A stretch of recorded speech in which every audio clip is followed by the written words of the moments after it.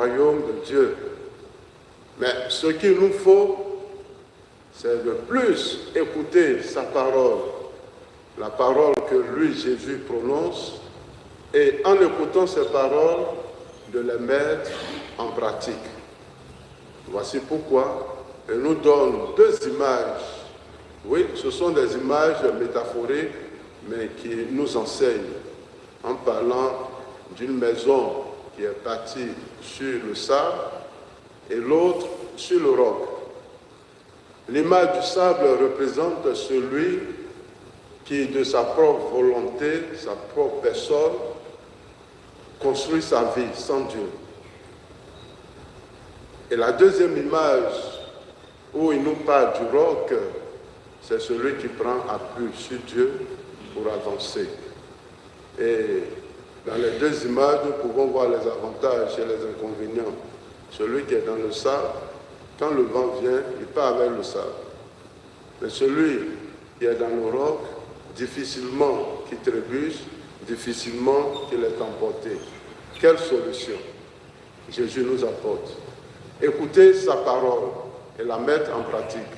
C'est la même chose que Saint Jacques dans son épître nous dit.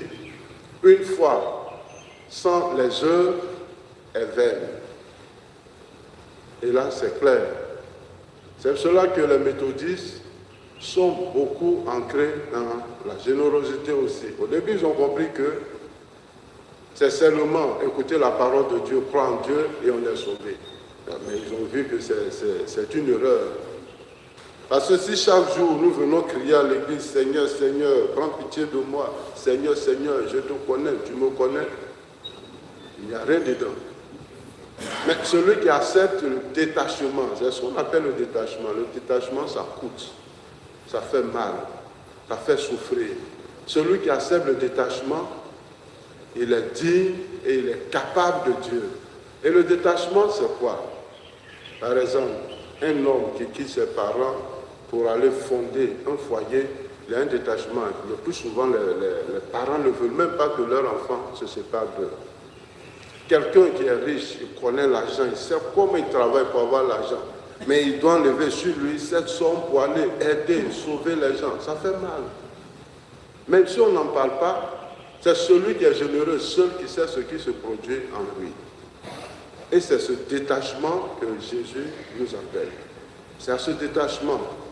Ce jeune homme riche qui apporte Jésus pour lui demander, mais maître, que dois-je faire pour avoir la vie éternelle? Jésus lui dit, observe les commandements. Il dit, non, ça c'est depuis mon enfance. Aujourd'hui, je suis habitué. Il dit, bon, vends tout ce que tu as, donne ça aux pauvres. Il rencontre Dieu, mais il va à la maison sombre. Ça veut dire que rien n'a changé en lui. Et c'est la même chose qui se produit en nous. On nous appelle à faire des dons. Mais le chrétien qui fait son don, il veut qu'à chaque fois, dans tous les carrefours, on le rencontre. Merci monsieur, merci madame, vraiment la dernière fois tu as été génial. Et là, il se glorifie, il remue la terre comme un magouillard. C'est ce qu'il réclame. Voilà. Il y en a aussi, quand ils font leur don, il faut proclamer sur tous les toits. Sinon tu es mort, demain tu ne vas rien avoir. Mais il y a ceux qui sont comme les gros poissons. Quand ils ont fait leur don, ça reste dans l'oubli et le silence total.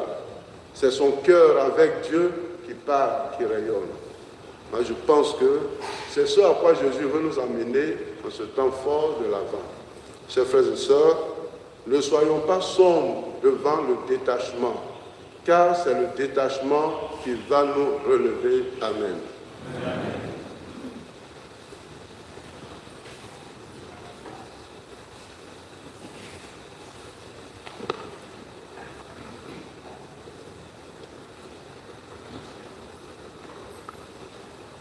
Seigneur,